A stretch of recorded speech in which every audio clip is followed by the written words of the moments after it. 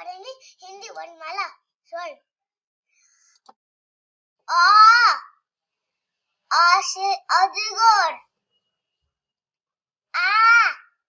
आ से आम, छोटी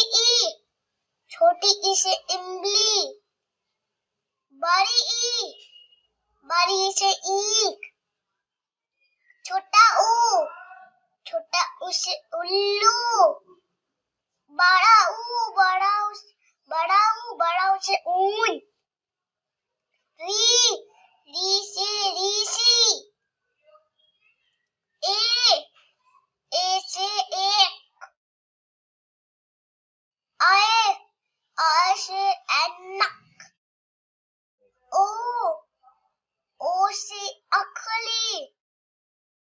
आओ से औषधि,